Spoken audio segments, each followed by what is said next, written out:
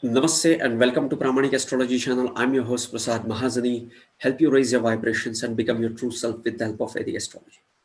We are covering each ascendant and what would be the best combinations and planets for each ascendant. In this video, we'll be covering the Scorpio ascendant. We have covered till Libra ascendant yesterday, and today we are going to cover with the Scorpio ascendant. What are the important planets for the Scorpio ascendant?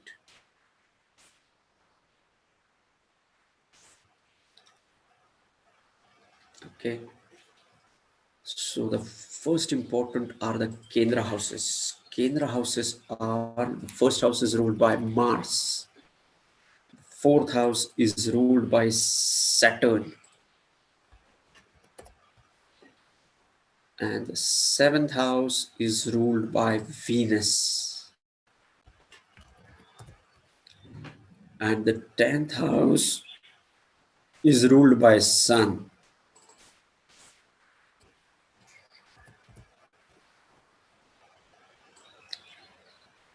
Now let us look at the trinal houses.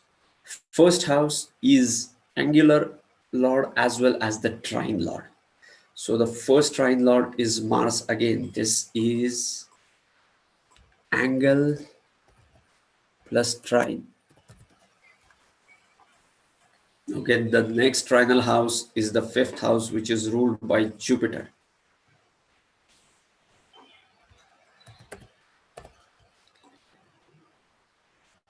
And the next trinal lord is Moon.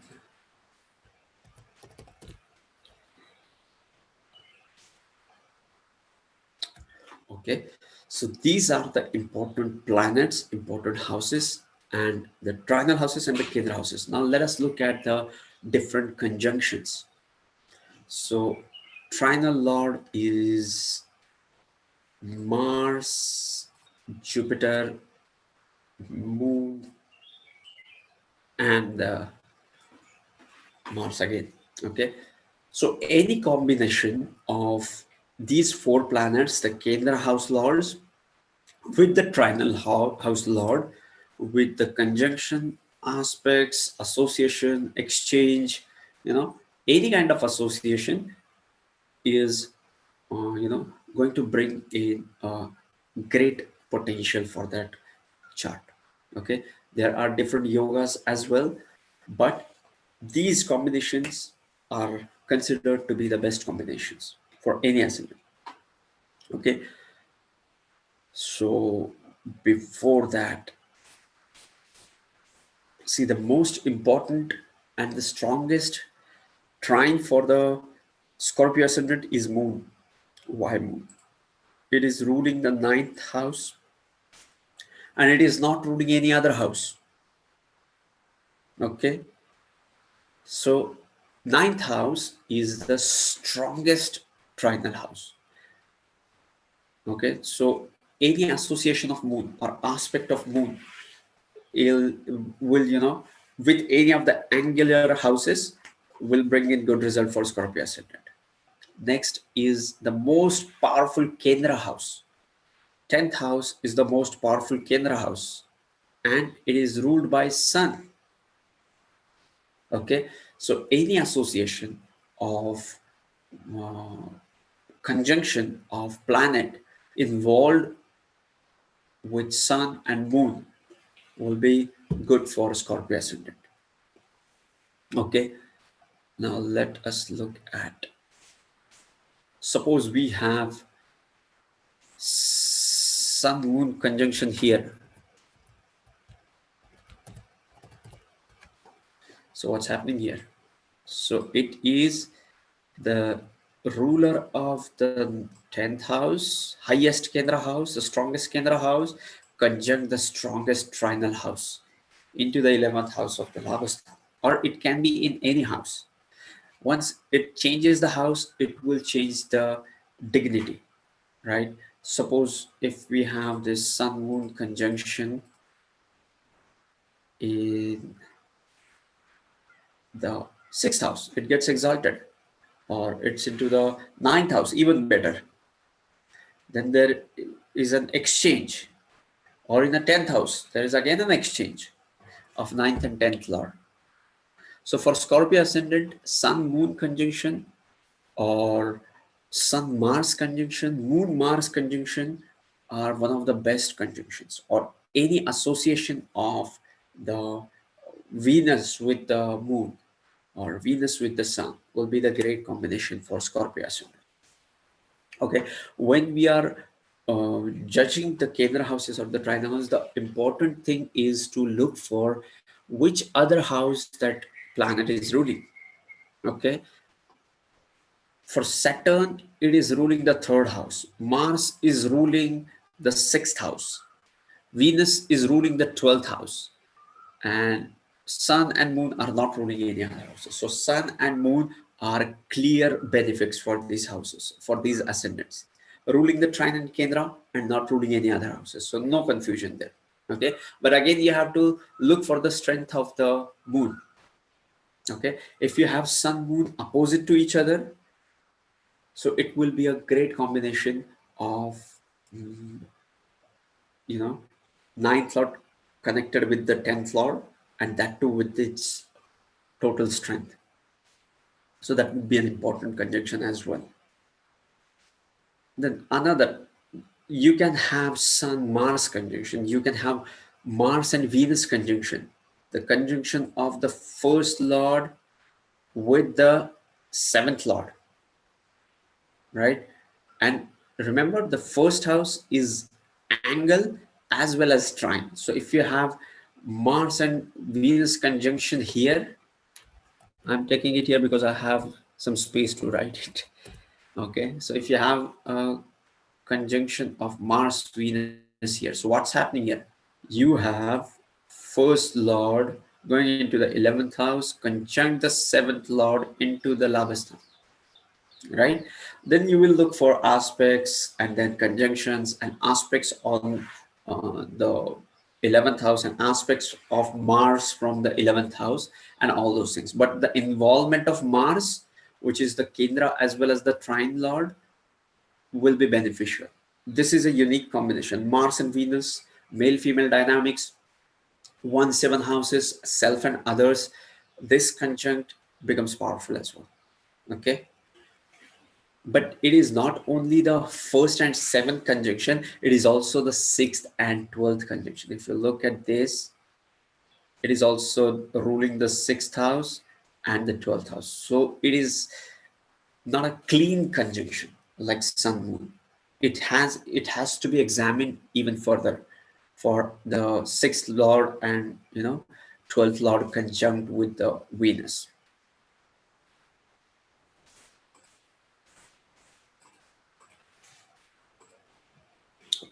Now let us look at the questions from the community tab. Then we are going to come at the live chats. First is Worley Singh. Mercury is said to be bad planet for Scorpio ascendant. Would Mercury always give bad results if exalted? Thank you. Venus, they are saying about Mercury. Mercury is not bad, as in it is ruling the 8th house.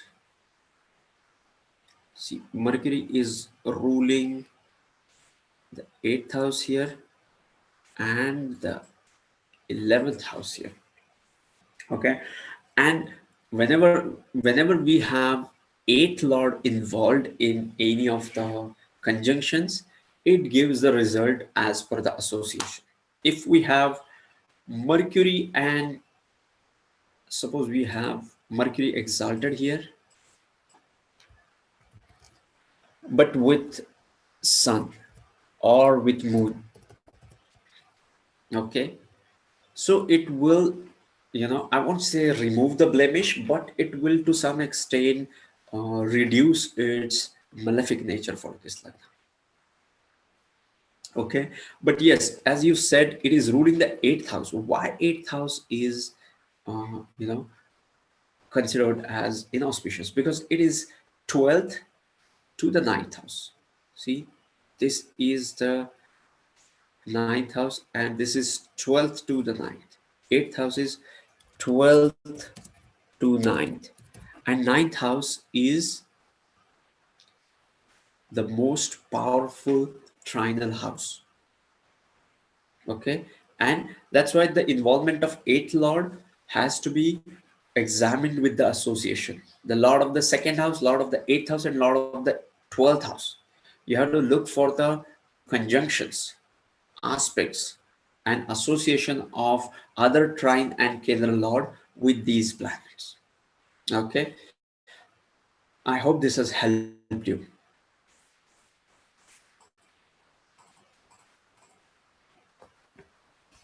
Okay, next is Saturn Rahu conjunction in the fifth house of Pisces. Sun, Mars, Mercury conjunction in eighth house. Saturn Rahu here.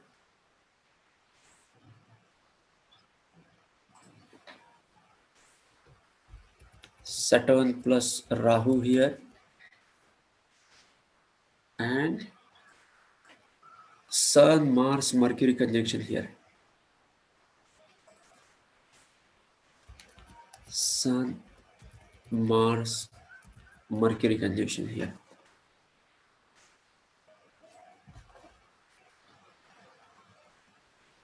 Okay. Arundhati Chatterjee, what was your question?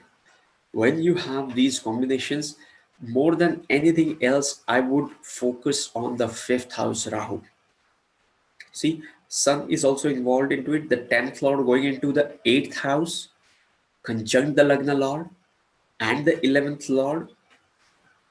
It can mean many more things because it is now 12th, it is 11th from the 10th house. It is into the house of gains from the 10th house. So it also shows the gains from career.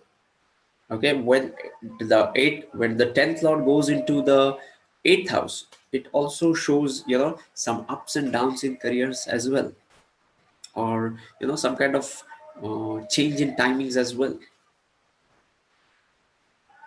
is what I can see from here. Now, and Saturn and Rahu, the fifth house is the house of self. Okay, the trinal house are the houses of self, the dharma house. First house is yourself, fifth house is your intellect, and it is also known as your purva karma, which is more about your matured nature, what you have brought into this life. And ninth house is the higher belief. This trine will help you to change your destiny, right? So you can change it with your you need physical body, you need intellect, and you need the faith, you need that higher belief.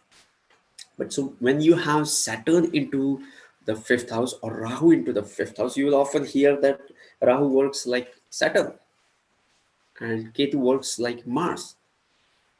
For Rahu, the most important planet is Saturn. Why? Because Rahu is, you know, making us go into the scariest part of our life. For you, the fifth house is the house of self. So the challenge with this placement is you have to be yourself. It can be fearful to be yourself. Okay, so work on that, and it will help you.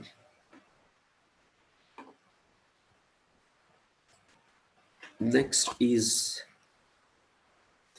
hi, please say something about Jupiter and Ketu in the ninth house for women's Scorpio ascendant. Now we have Jupiter and Ketu here. Jupiter plus Ketu. When you have Ketu here, you have Rahu here. 180 degrees opposite to this. Okay. Again, we have made a separate video on Rahu and Ketu. Go and watch those videos. I'm not going to repeat that stuff here, but you have to focus on your Ketu and the conjunction of Jupiter with the Ketu. Jupiter is the planet of wisdom. Ninth house is the house of higher beliefs, and Ketu is a spiritual planet. So the combination of Jupiter, Ketu into the ninth house, makes you spiritually inclined. Okay, but in this lifetime you have to focus on the third house of self effort.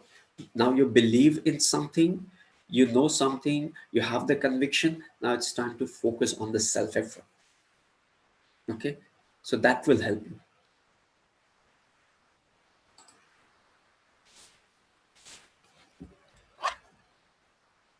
Next, Chetali Singh, what is the effect retro Jupiter in 10th house of Scorpions? And if second house has Sun with Rahu, Mercury, Mars, which planet will be more effective in this? It is difficult to tell you which planet will be effective, but you have to follow all these rules. You know, this is one way of looking at planets. You can go and look the degrees, and you can look the avasthas. You can look the lajitadi avasthas, diptadi avasthas, and you can look for the lordships. You can, and the most important planet in your life is the dasha ruler. Okay, you can have uh, sun involved into all the Raj yogas, but you don't have the Sun Mahadasha. So you will have to, count on the Antardashas of Sun. Or if you have any challenging yogas with the Saturn, but you are not having a Saturn Mahadasha in this lifetime, or you had it when you're, you know, when you're younger, say 10 years old, 5 years old, and you even don't you know what was happening back then. So it is not going to impact you. You have to be cautious during the antradashas. Okay, so what your question is, what would be the strongest planet, which would be more effective planet, or we need to analyze it. I'm not able to visualize it right now when as I'm reading this comment. Okay, but if you are concerned about the retro planets are the planets which becomes powerful. Retro means powerful and unusual. Okay, and it also increases the strength. As I said, it increases the power of that planet. Okay, it increases the cheshtabala. It is one of the strength. This we have the Shadbala, the six-folded strength of a planet, and Cheshtabala is one of the strength of the planet. When it goes retrograde, it increases the Cheshtabala. If that is what you're looking for as an effective planet. Else, look for the lordship, look for the conjunction, which planet are getting conjunct with which planet, and you will have your answer. Suyash Jain, uh, Jupiter, Mercury, Jeshta Nakshatra, Sun, Anuradha placed in first house, and Lagna Lord in Sagittarius with Venus in the first house as per Bhavachalit. What result one can see in Mercury Mahadasha? I don't know. I'm not able to visualize this. Sorry for that. Maheli Roy, Scorpio, Ascendant Ketu in the first house, Sun, Mars, Mercury in the 11th house. I think we covered the Sun, Mars, Mercury conjunction here. So you can go back and watch that as well. I want to know about the relationship. This is the chart of my boyfriend, and I have a gut feeling that I'm being cheated. You have, I would say, follow your gut. Okay, but we have already discussed this about the Sun, Mercury, and Mars. Raj Shrestha, for Scorpio Ascendant, how will be the placement of Jupiter in the 12th house? How will be the placement of Jupiter in the 12th house?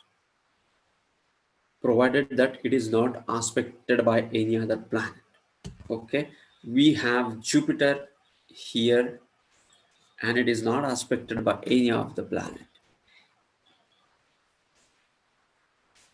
Okay, Jupiter is ruling the trinal house as well as the second house. Okay, and it is not aspected by any of the planet. So again, it's into the, then you will look for the lord of that planet, and it is into the Shatru Rashi, into the 12th house. Okay, so you always have to look for these elements as well before you come to conclusion that it's good or bad. Okay, now let us go to the live chats.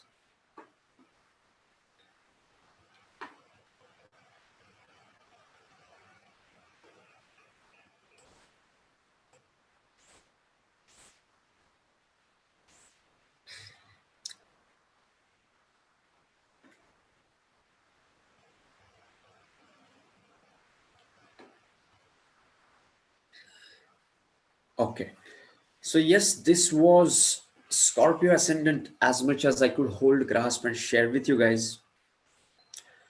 If you have any question, you can always put that into the comment section. I engage into this video even after it is completed. And tomorrow we will meet with Sagittarius rising, sending you tons of positive energy, sending you high vibrations, love and peace. Namaste.